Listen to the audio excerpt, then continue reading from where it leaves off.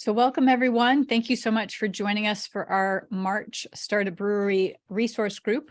We're super excited today to have Julie Rhodes joining us in the spotlight. I'm not sure she's blinded by the light at this point, and super grateful that Neva Parker from White Labs can join us as our sponsor today. As a reminder, please enter your information as you come in so we know who's here, a little bit about you or where your journey is leading, contributors, also what area you specialize in so people know how to or why to or when to connect with you. As always, our format today is that we're going to start out with a little bit of mission statement and upcoming events. Then we'll hear from Neva for a couple minutes about White Labs and where they are in the industry. We'll bring it back for our contributor spotlight with Julie. And then following Julie, do you want to take questions as we go? Yeah, we can. I'll try not to get too long-winded like I normally do. Sure. Well, yeah, there's room for that too. So we'll take questions as we go. And then at the end, we can do some wrap-up questions and or take general questions. So, in alcoholic kombucha land, non-alcoholic, there may be some other questions. And we have other contributors on the line as well. So we can certainly take this down whatever rabbit hole. Julie and I have lots of rabbit holes that we can do. So that's kind of our format today. Our mission statement, just very briefly, I always try to kind of say why we're here. And I think that that's important. Candace and I started Start a Brewery to raise the bar for startups and growing breweries through education. And that also allows us to simultaneously lower the barrier to entry for those looking to live their dream without those resources or guidance. So we're simultaneously working through both of those missions at the same time. Upcoming events, we have a lot going on.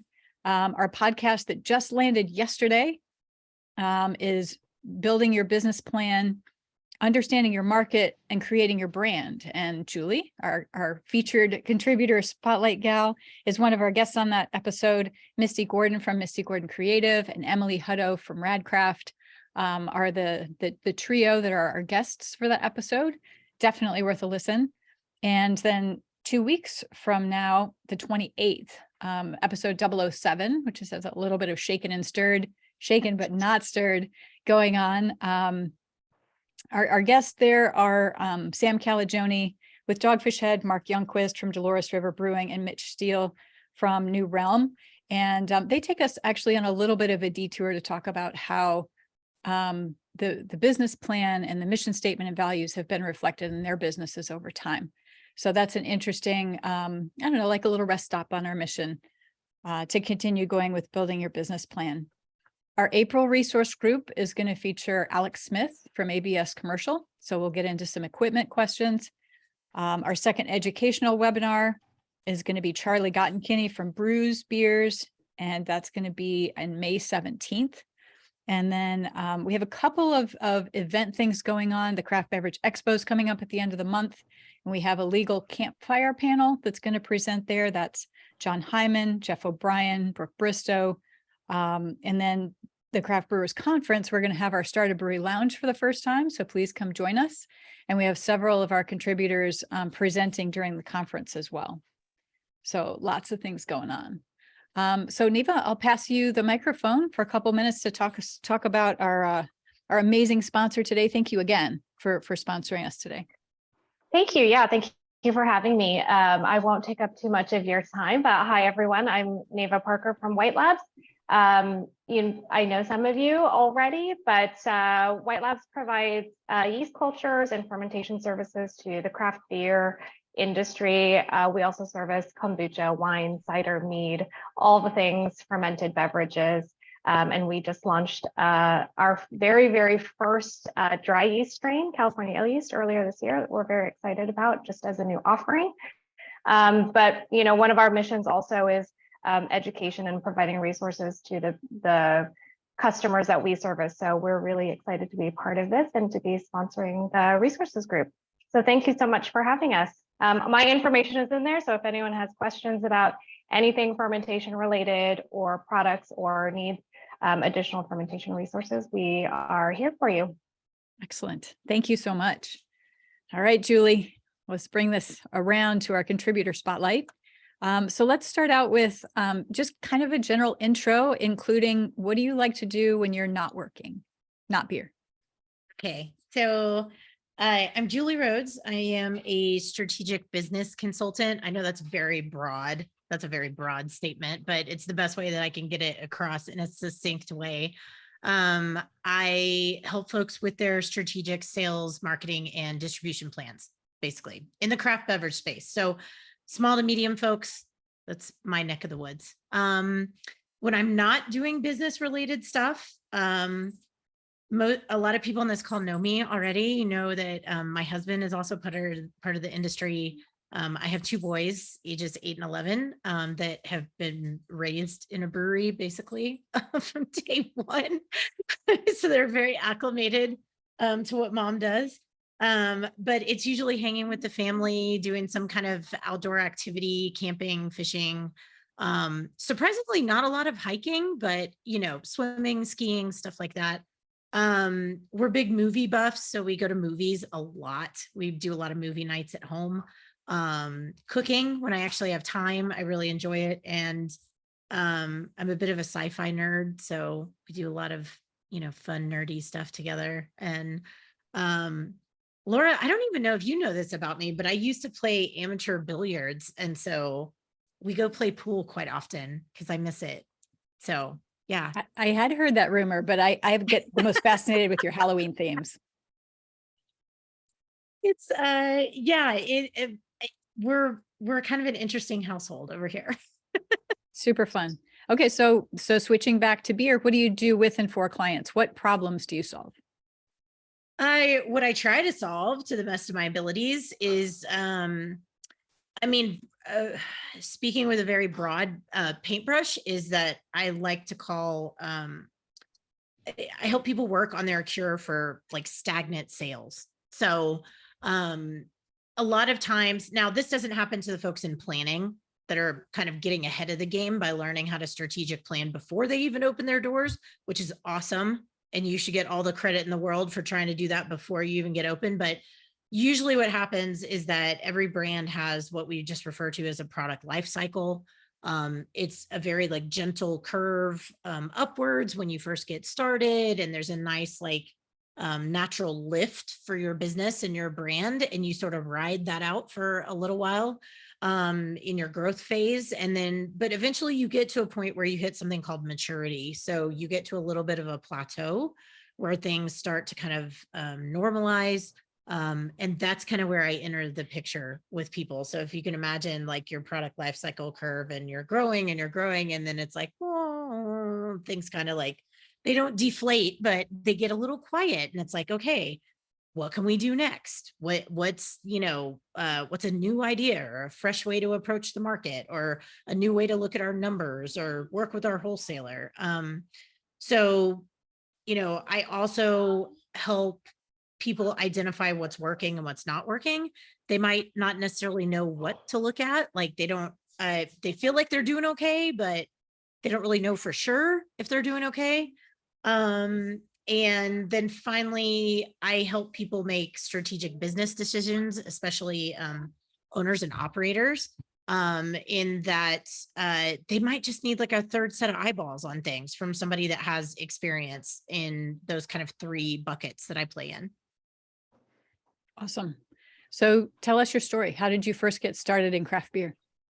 Okay. Hang on one second.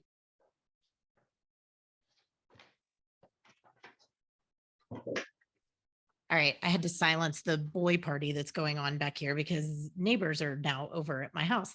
So, all right, my story. Basically, my first job was at a restaurant and it stuck. I couldn't even drive myself to work. My dad had to drive me to work.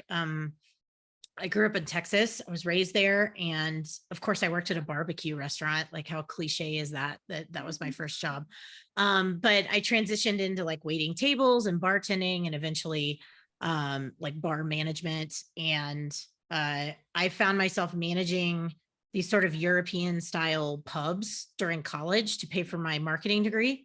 And I got introduced to beers that I was like, what the heck is happening here? So there was a long time ago, So, craft back then was Pete's Wicked, Fat Tire, Red Hook ESB, like that's what I had to choose from. So it's, but I latched on to actually Fuller's ESB. That was kind of like what I tell people is like my gateway beer. It was absolutely mind blowing. I was like, this is so cool. I have to learn, more about this stuff. Right. So, no, Jeff, not bourbon. I wasn't quite there yet.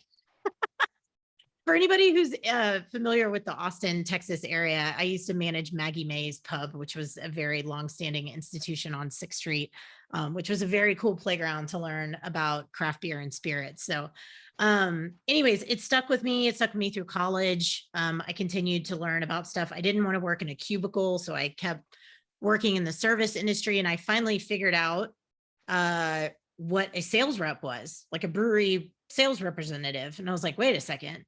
I can totally do that because I don't want to be at a desk, which is ironic because that's where I am now. But so I started shooting off my resumes to like any and every like craft supplier that I could send it to. And after 9 months of trying, I finally got picked up by an import company, which is where you see all this fun European stuff behind me, because this is my background and that's how Laura and I met. And that was I spent about 12 years on the supplier side of sales and marketing and wholesale management. And then I branched off with my own deal almost 4 years ago, which is crazy. It's been that long. That's where I am. That was my roundabout story. That was a good roundabout story. I think the amount of time that you spent selling imports is understated there. You did an amazing job with a large territory. Thank you. Which is, a good segue into like what I do with people is that I acquired these very like, I say weird, they're not weird in that space, but just like not commonplace skills or situations where I picked up experiences that I use every single day with my clients now.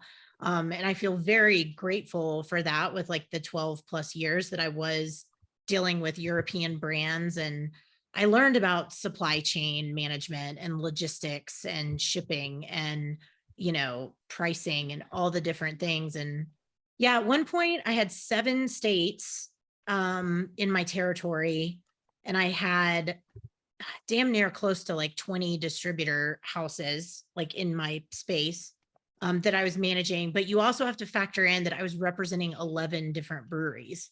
So just compound those numbers, and that's my universe that I lived in for a very long time. Kind of crazy. You had some amazing. It is crazy. Yeah. When I say it out loud, it sounds bizarre.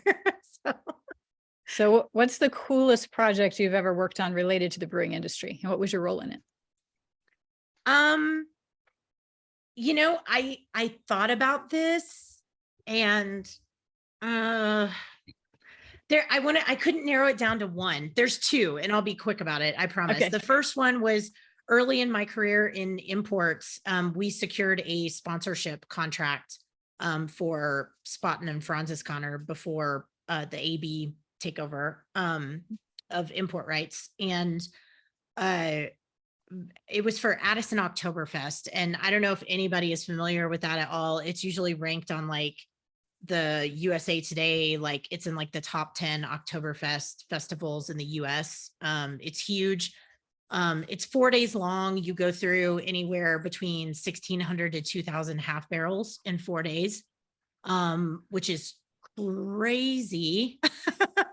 But it was such an amazing learning experience. I did not fully appreciate at the time, but looking back in hindsight, all the things that I learned how to do, sponsorship negotiation, like the ROI on the whole situation, logistics, working with my wholesaler, doing cross promotion with off and on premise for events, large scale event, execution, advertising, marketing, like all those. It is, to me, that's invaluable. So those 4 years that I had that contract was probably one of the coolest things that I did, just because I learned so much.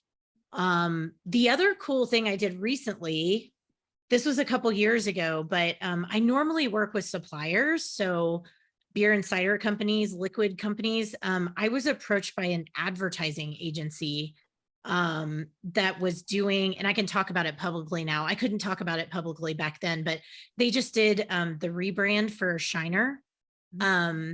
It's a bakery agency out of Austin. And they contacted me and said, we got this advertising thing down, but we know nothing about advertising alcohol. Can you literally teach us how to sell and market things through the 3-tier network, and also talk to us about TTB regulations and like state stuff and specific things? And I was like, sure. And so we set up like a workshop where we did like 6 different workshops. And I thought it was just going to be to folks at like their local, office. So maybe like 15, 20 people. I got telecast out to like 100 people, in this giant room. I had no idea that there were like satellite people. And so I was not quite prepared for that, but it was super cool to get to like take somebody that had no knowledge of alcohol sales and marketing and literally just walk them through TTB and 3-tier and like how that plays out and how they can appeal to customers, how they can work with distributors, what makes sense for the brand and all that kind of stuff. So that was super cool. I felt really lucky to get to do that. That's really neat. It's a total different focus. Yeah. And I never thought about that before, but yeah, if there's advertising agencies that want to come at me, go ahead. There you go. How about the most complex or problematic project? So this, again, I thought about this and I was like, I feel like I can't land on one. It is ongoing.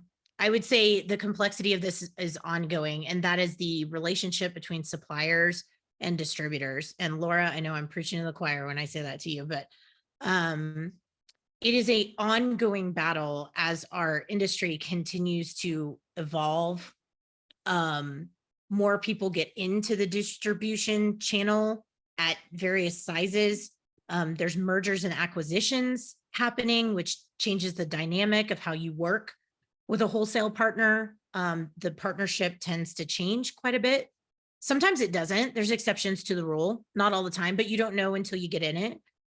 There's so many questions around like when I should take on a distributor, when I shouldn't, like what makes it a good partnership, what makes it a bad partnership, how do we fix an unhealthy partnership? Just like you make an exit strategy for your business plan, you have to have an exit strategy for a wholesaler contract.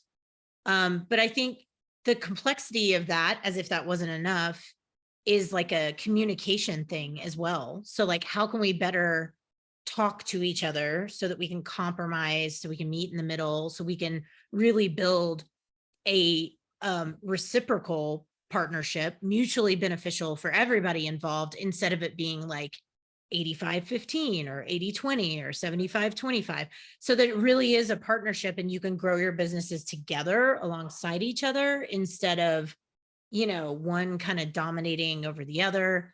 And just being able to get everyone on the same page, I find extremely complex and extremely challenging, even just on a daily basis. Totally fair. I think communication is number one on so many top lists, some good ones and some bad ones. Mm-hmm. Okay. So let's dive into your best practices, your tips. Bring it on. Oh, goodness. This was hard because like I cover like 3 different lanes. So I was like, oh, do I stick to one or do I go across all of them like a highway?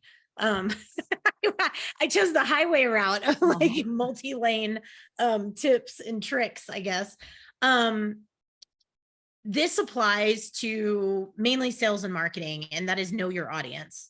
And it sounds very simple, but it's a lot harder than that, in that you need to know who you're marketing to and who you're selling to. And that also applies to distribution management. So like who are we selling things to, right? So who are we speaking to on social media? Who do we want reading our emails? Who are we trying to appeal to with our website? And then, what account, like retail accounts, are we going to sell to? What kind of customers are we going to sell to in the tap room or the tasting room? When I work with distributor personnel, am I convincing their sales reps to give me more mind share for my brand? Am I convincing the executives to say yes to a program that I'm pitching them? So knowing who your end game is very, very important, because you're going to use different techniques, you use a different voice, you do use different materials, all those things. So the better grasp that you have on who your end person is, much better shape you'll be in. Hey, Emmanuel, how are you? Oh, I didn't know if that was for me or something. It was not. Hold on. It's okay. Okay, got it. Okay. Second thing, marketing does lead to sales. Please don't fight me on that. What do they say online? Don't at me. Like, is that what they say on social? Can you tell I'm Gen X? I'm like, what is this technology stuff? Marketing leads to sales. It sets the stage, right? And we might not be able to connect the dots in a straight line because, well, I guess it depends on what industry you're in. If you're like wine that has like DTC or cider or non-alcoholic, like if there is a straight line, awesome. We can look at things like, I did this on social media and then this person bought something, right? And that's very clear. Like marketing leads to sales. For the other folks that are not playing in DTC or e-commerce, or you're not making connections or tracking direct connections for sales conversions, we have to connect the dots in other ways. So we look at things like what I refer to as micro conversions. So like, what are people doing? Like, what is your audience doing for them to basically say like, hey, I raised my hand, I'm interested in your brand. And it could be something like liking a social media post or signing up for your email correspondence, or I'm not saying newsletter because you know how I feel about newsletters. No one wants another newsletter, but email marketing, like news and updates, coupons, stuff like that. Do they follow you on social media? Do they click on your ad? Do they find you on Google My Business? So little things like that. Yes, there's ways to do it. It's just sometimes the breadcrumbs are smaller than the big giant ones. You just have to pick them out. Third thing, self-distribute until you literally can't handle it anymore. I get asked this all the time. When should I get a distributor? I'm like, when you financially and physically are bursting at the seams. Because, and Laura and Candace hear me say this all the time. A finance gal, I am not, even though I have to dabble in it a little bit with doing sales planning and wholesale management and budgets and things like that. You're always going to make better margins when the sales are like closer to you. So when there's less like channels in between. So if you can get your liquid out to a whole bunch of people in an efficient way, do that as long as you can, because you're going to retain more of that profit margin, which is awesome, especially when you have a growing business. So, and when you feel like it's a big giant burden, either logistics wise or financially, then look into wholesalers, because they can help you get your liquid out to more places in a more efficient manner.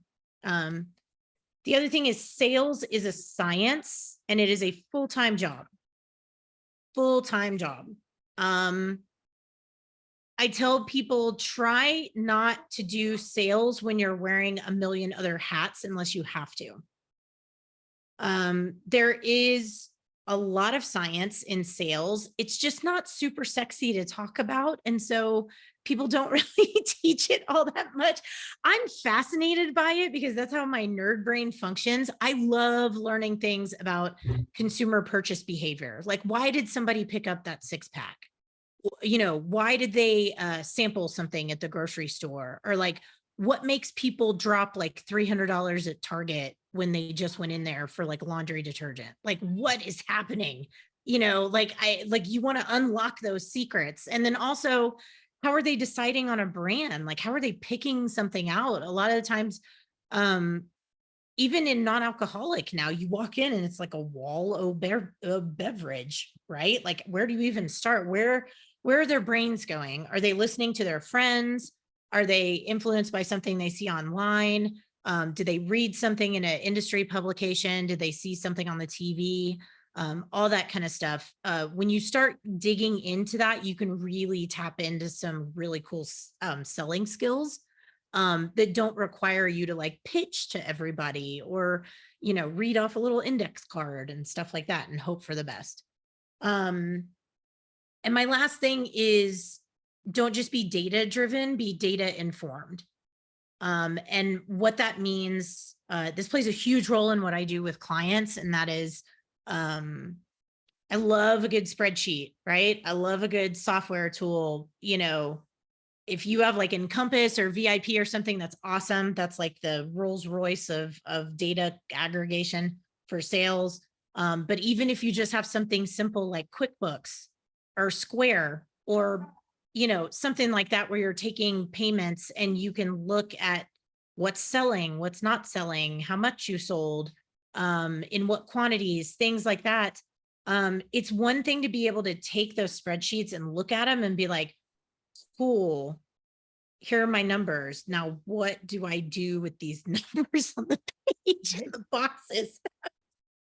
Because sometimes you don't get the color-coded ones that tell you if it's down or up, just like green or red, right? So do you know how to interpret those and then take those interpretations and then turn them into a plan? So that's what being data informed feels like. So can I see that I lost a lot of shelf placements with my IPA at liquor stores? And then can I try to figure out why that's happening? And then when I figure out why it's happening, can I make a plan to fix it in some way? Hopefully that wasn't too long for my 5 things. No, that was great. Can you talk a little bit about where you gather that data? Sure. You can get it in a bunch of different places. If you're only like own premise right now, greatest place is your point of sale system. So, whatever you're using, Clover, Arrived, Square, Stripe. There's like a million. Toast, that's another one. The Aloha, that's the old school one that I'm used to. That would be the first place that I would look. If you're a little bit bigger than that, you might have what's called an ERP system, which is a enterprise resource planning system, I believe the acronym is. And that could be something like Ecos, Beer 30, Brew Ninja, kind of back of the house sort of production organization in the form of software. So that allows you to look at like your batches, your ingredients, your costs, your output, where it's going, all that good stuff. You can pull data from there. If you're selling out and about in wholesale, it could be Xero, it could be QuickBooks. Some like Ecos will do outside sales. You can punch orders through there. So you could have account level data coming in through there if you're self-distributing. And then finally, when you have either a wholesaler that's using a big data system or a lot of wholesalers, you can opt for software like LilyPad, VIP iDig, also Encompass. Those are kind of the big 3 that will aggregate your wholesale data like from multiple distributors and put it all in one place. Some of those have CRM systems as well, which is a whole nother kind of thing, because instead of being driven from like back of the house, CRM data is driven from the front lines. So from your sales reps. We have a saying that CRMs are garbage in, garbage out, because if they aren't putting the right information in there, you're going to get garbage data in there and it's not worth a damn. But, hopefully that's not the case. So there's different levels for different budgets and different sizes. It's like shoes. You just have to try them out and see what fits best for your brand. There's not one that's like, better for others than other people. Totally makes sense. I can ask a billion questions, but let's see if anybody else wants to jump in. Anybody have any questions for Julie? You can put them in the comments or the chat. You're welcome to unmute and just blurt it out. Yeah. I'm happy. If anybody, I don't have prices on all the software that I just rattled off. I've got like maybe some ballparks, but Dana, what you got? So, going from self-distribution to using a distributor, what kind of hit does that take in the margin typically, and what kind of volume of sales would you need to kind of increase that to kind of make up for it? Just ballpark. I'm if going to you give know. you a Candace answer, which is it depends. So no offense, Candace. It's the best answer.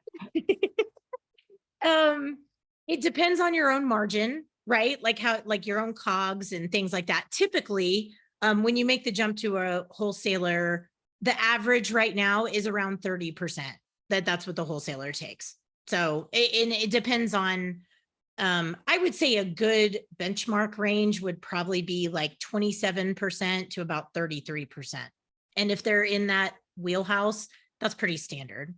So that's a big chunk these days. It's quite a bit. So that's why I say like, do it until you can't anymore. So that might be from like 80% to 30%. Yes. Yeah. And that's a scary jump, right? Yes, yes. But sometimes I will say this, when you make the leap of faith to, self-distro to a wholesaler, you also have to factor in like, and these are questions that I would ask a prospective wholesaler. What's your fleet size, right? Like how many trucks do you have that go out? What's your delivery cadence? Like how often are you delivering to accounts? How many sales reps do you have on your sales force? What counties do you cover? Is it a small piece or is it statewide? They might have branches outside of the state. So that might be a great like segue into maybe one day going out of state and sticking with that wholesaler. What are their marketing capabilities? Do they help you out with marketing spend? Because even though you're taking a cut on that margin, you are going to see a lift, quite a bit of a lift. Usually I see, and this is one of the things I almost hesitate giving like a benchmark percentage of like a lift that you would see from going with a wholesaler, because it really is like regional and it depends on the size of the distributor and how much production capacity you have. There's like a million factors that go into it, but I would say maybe you could see like 30 to 50% more sales, like in the first 6 months that you're aligned with them, because they're getting to pockets of the market that you were never in before because you just couldn't cover by yourself, or you didn't have a person sales rep, and whether it's in person or digital, it can be either nowadays. Even somebody just doing telesell, to like a remote account, they're able to reach that person and talk to them about your brand. And now you have exposure that has greatly magnified your footprint. So some of that margin is recovered because the fact that it's offset by the lift in volume. Does that make sense, Dana? Hopefully. Yeah, that's perfect. No, that is exactly what I was thinking, and but wanted to hear it from the expert. Thank you. Sure. Yeah. And usually, kind of a rule of thumb that I use with my clients is like, if your distributor or wholesaler is doing less than 3,000 CEs like a year, and that's case equivalents. So, I'm hoping people know what that is, but just in case you don't, it's a controlled measure of liquid. So like we have different sizes, right? You have bottles, you have cans, 16 ounce, 12 ounce, half barrels, 50 liters, sixtels, logs, whatever you want to call them. And we have to have a way to kind of measure those across the board, just in like liquid volume. So the way that we typically do it with beer is that the standard unit, a case equivalent, is the same like liquid volume as like 24 12-ounce servings, and that's considered like one case equivalent or one CE. That changes for like spirits and wine and cider, kombucha, seltzer.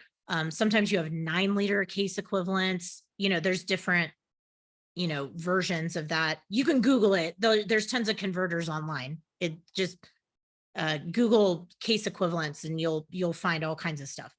But I would say a measure for that is maybe, I would be worried if you were with a wholesaler that was doing less than 3,000 CEs a year and has like the majority of that state. Like if it's just one little pocket, I wouldn't be too worried. Like if you have a combination of wholesalers that are covering a bigger area, but especially if it's a statewide distributor, I would get a little nervous about that, because then that's kind of a point where you might be spending more to get to more places, but the output doesn't make sense for the margin. So hopefully that makes sense. If you give up distribution of your own backyard, that might be a little weird too. Yes. Yeah, because if you know, I also tell people that too, like if like there's a lot of people that will say, I would like to keep my home county. Is that okay? Like if I contribute to, you know, if I continue to self-distribute to my own county, because that's my backyard, but then you can have everywhere else. We would love to work with you, like everywhere else. And that's not uncommon. Will they say yes? Who knows? They might say no, but you won't know until you ask. Mm-hmm. So Jeff's asking if you are meaning 3,000 CE for your product. Yes, for your brand specifically, not like their total, you know, output. Sure. Gotcha. Anybody with questions for Julie, bring them on. Todd, I was noticing your comment here up earlier that you're in the early stages of planning a brew pub. Can you tell us where and where you are in your early? If he's there. Maybe. Lisa, do you want to tell us about your progress? He typed in Florida in the Okay. chat. Oh, gotcha. Oh, in Florida. Okay. Very cool. Any specific place in Florida or? Sorry about that. I forgot I could speak. Oh, yes. Yes, you're welcome to speak. I So forgot. where in Florida? What's up? I'm looking at doing something down in the Keys. Nice. So we're gonna go down there and have some beer and some good food, and just early stages. A lot of research to do and just trying to learn as much as I can about everything right now. Gotcha. Sure. Florida is an it's- interesting market. It's very regionally driven in, like, you know, Miami versus the Panhandle, or the Keys versus, you know, Sarasota or whatever. I just find that's a really interesting sales state. Yeah. They have a long way to go on reforming some of their laws. I think they have some work to do. Yeah, them and about 48 other states. I would Yeah. say. I wish we could get. We're in the early stages of it. I'm probably the only person on this call that gets excited when the TTB releases like a request for information, like from the government website, and I'm like, Hello, Candace, you probably get Meyer excited. here. I'm like, at least it's progress. At least I can see something happening. It might be slow, but you know, hey, they're getting some feedback. It's progress. Yes. Yeah. It is. Todd, do you live down there? Not yet. No, I used to, but not down there, but in South Florida. So it's kind of a retirement plan.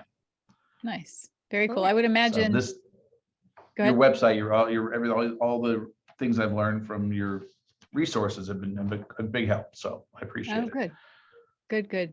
Dustin, do you know any specific like structural stuff you would need to do in order to handle like some of the weird weather? Yeah, we've done a handful of projects in Florida, and there is some wind loads that you have to take into consideration. It's really just anchorage of the tanks, which we deal with in California for seismic as well. Very similar though.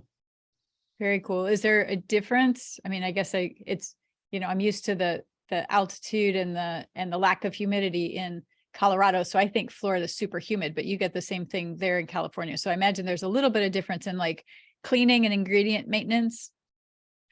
Some of the mechanical systems are different because you're trying to get some of that extra humidity out of there because the brewery is already producing humidity. So some of your dry storage, grain storage in particular, you want to keep it drier if you can. So sometimes we'll condition even just a bagged grain room just to keep it drier in that area. Well, that makes sense.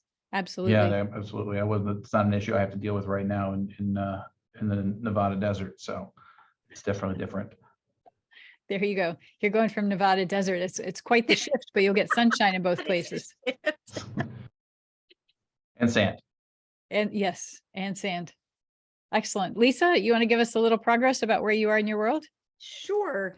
So for the past few months, we've been working through finalizing production design and linking up with a commissary kitchen. We had several decisions to go through, as far as what equipment to use. And we've decided we're going with canning as far as the format for packaging.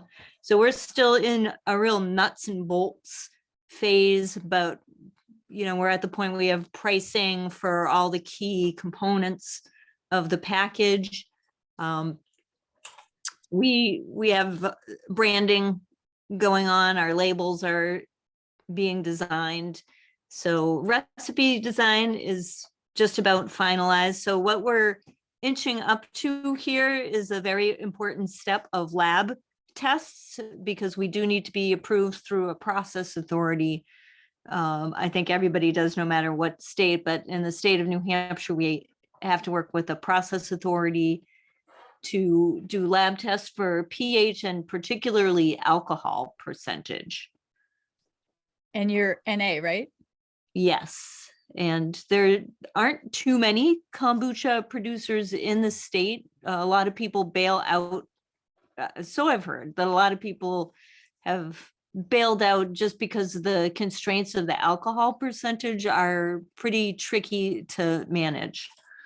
So I was happy to see the White Labs offers kombucha lab testing. That's good to know. Yeah, that's awesome. Neva had to go, but she'll be pleased with that. Yeah, I'm gonna check with them. We do have a lab that we've been speaking with, but we're, nothing official. We just have their guidelines, but I definitely will check out White Labs and see what they have to offer.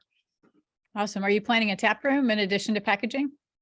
We were thinking that, we'd go from really farmers market and self-distributing to our local kind of boutique grocers. And then, as a natural course, we get bigger and go into distribution. But after listening to a few of it seems like maybe a tap room might be a more profitable way to go. And that is something that we would love to do. So we're kicking that around as an idea of what maybe next year or the next step in the evolution. Well, there's certainly overhead to having a location, but the margins in the tap room are pretty amazing. So that would be your balance. Julie, have you seen brands that don't have a tap room space or a physical space, and how they've kind of managed their product launch? It's hard without space for sampling, right? Because that's a key component here is customer trial, right? So that's actually something I talk about in conjunction with like your product life cycle. So you have different sales objectives and different marketing objectives, like along that curve. So there's going to be kind of benchmark things that you do sort of verbatim along the way. Like a big part of the startup and growth phases are all about building brand awareness and consumer trial, encouraging consumer trial. So in thinking about that, a lot of folks will piggyback on other people's hard locations, where like maybe you have a guest tap, or like Lisa, maybe it's like a guest tap at like a coffee shop or something if they need a kombucha option, like on draft or something, or cans, in the cooler that people can buy. It could be a farmer's market. It could be, a brewery or a cidery like tasting room or tap room, and they need a NA option. There's a lot of places where you can sort of piggyback until maybe you can afford to get your own place or your own spot, but you will take, like a cut on the margin, or sometimes you have to just donate a product you can do like sampling events at like an art gallery opening or, a community event or something. There might not be any financial gain involved, but what you are building is brand awareness and, making relationships with customers. And now that we have kind of, it doesn't have to be so like brick and mortar. Like now we're seeing a lot of these like food halls and like drinking, where I mean, like either you rent like a stall and you just give it a shot for like a handful of months and you see how it does. If it's a winner, awesome, make plans to, have your own spot, or, maybe it's on a food truck or something and you partner with somebody local. There's lots of options now. And, with being NA, you can do DCC and give that a ride. I've actually seen it, I guess it's more resort world, but I've seen more of the businesses in the resort communities talk about having either a discount coupon or a free beverage or something that's advertised in the VRBO or in the Airbnb or at the resorts. And Todd, in Florida, I imagine too, especially where you're going to be, connecting with all of the different resorts and saying, hey, we're here, and schmoozing their staff is going to be key. Lisa, I don't know if you're in resort world or not, but that's another one I've seen be really effective lately. No, what I am unfamiliar with that altogether. I mean, can you tell me a little bit more about that? Where are you based again, Lisa? In New Hampshire. New Hampshire. Okay. So, if you had like a ski resort or a country club or, something like that, like connecting with either the resorts themselves or, people that are renting out like Airbnbs or VRBOs, like in that area, of saying like, hey, we're a local business. Would you like to leave a beverage treat for your guests, like in the refrigerator? And, supplying them with samples. There's going to be a lot of giveaways of samples at the beginning, by the way. Yeah. It's good. Yeah. It's the best way that you can, preview people. But like Laura was saying, around like if they have any events or anything around those areas at the big like peak season times, getting involved in that sense in some way with the community. That's a great idea. Yeah, schmoozing some of the people that own the Airbnb or own the VRBO with your samples, and then seeing if they want to stock their unit with your beverage for every guest. That would be not donated. Yeah. And it's a good segue for like, making your way into the little Main Street area and saying, hey, I have 20 Airbnb owners around here that are putting this in their refrigerator. And if people like it, they might need a place to go buy it. Would you like to put it in your little corner store or the liquor store or the grocery or wherever it is, which is a nice like lead in, instead of just showing up and being like, hey, take this. So. Yeah. Now, do you have a sense of what we should be thinking about as far as a budget for sampling at the beginning, where we're just, we're brand new, nobody's heard of us? That's hard. Yeah, I guess it Yeah, really depends on the product. It's hard. I will say this, that will probably get chunked into your marketing budget. Usually that's where it lands in wholesale, like later on with a distributor, is like a marketing, they call it a marketing spend, and like whatever you're doling out as samples get thrown into that like big slush fund. Rule of thumb, and take this with how many cliches can I throw in here? Jesus, take this with a grain of salt. But typical marketing spend is like 25 to 50 cents a case, but normally you get that matched by your distributor in some way, which is called a co-op. So there's like a partnership. So if you can think like 50 cents to $1 on the case is kind of typical when you're already established. That's like an established brand. So then you have to back it up. So the closer you are to startup, your marketing budget is going to look like this. Hopefully my arm is facing the right way. when you're first getting started, you are going to have to spend more to work harder to get people to know your brand. As you get more established, you can start to ease up on that a little bit, but know that you're going to have to spend to get people to spend on you.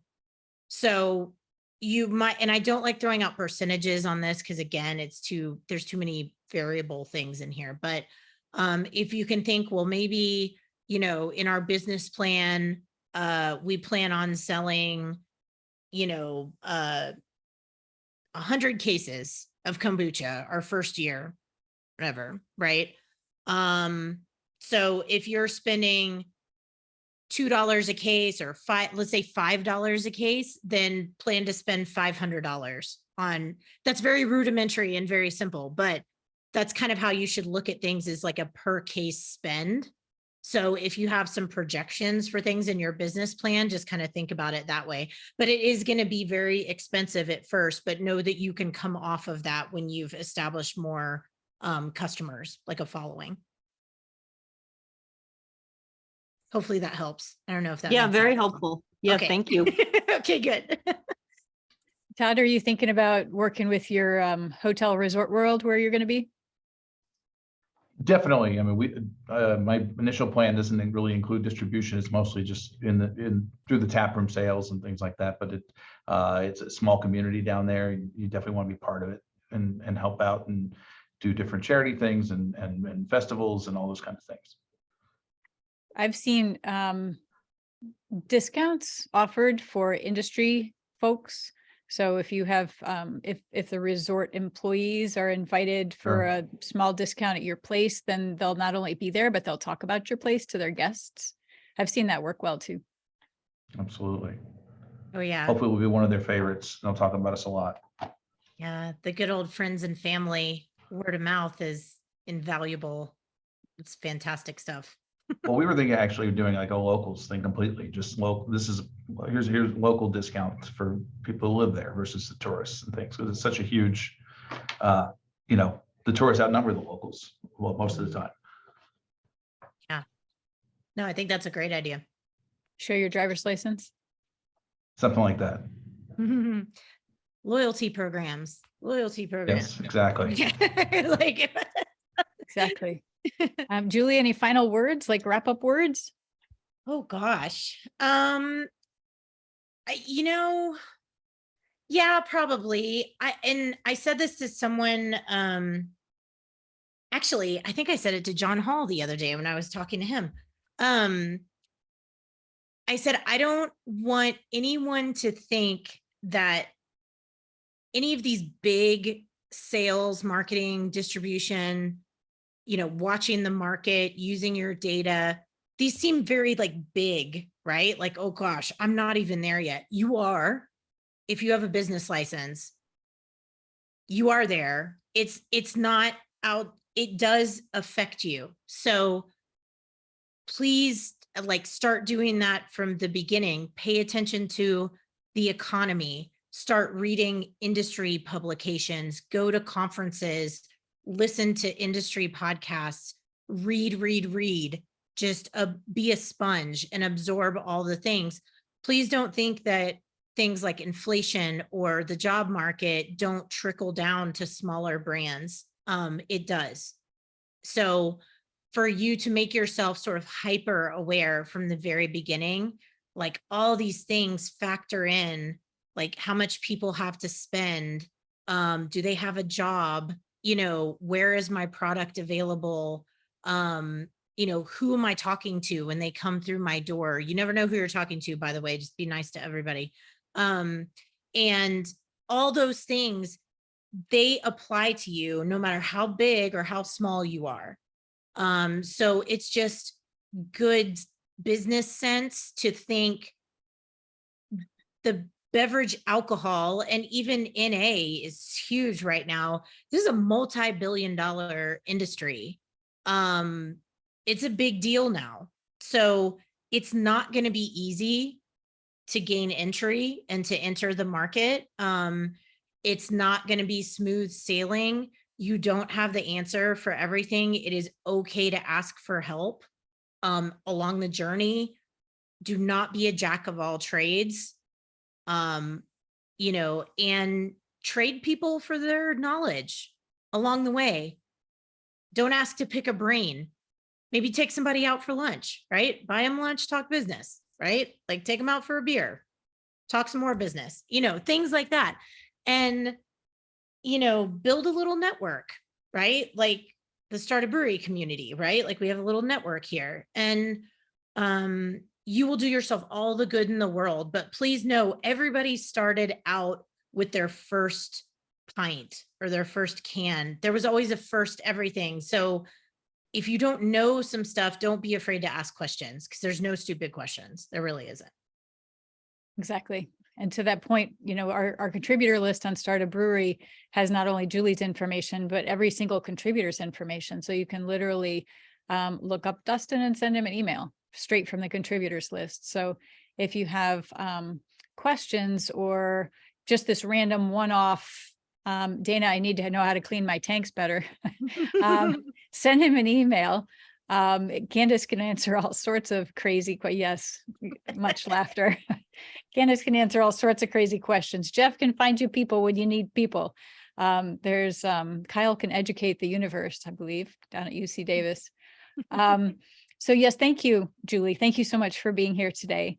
And thank you to White Labs, to Neva for being here today, for sponsoring us. We really appreciate it. I'm going to do one more upcoming events reminder.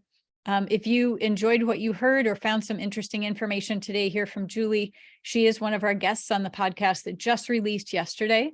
And you can find our podcast through our event hub or wherever you find your podcasts. And we'll have another one dropping on the 28th. Our April resource group, just like this, will be April 12th. And that's Alex at ABS. So we'll talk equipment.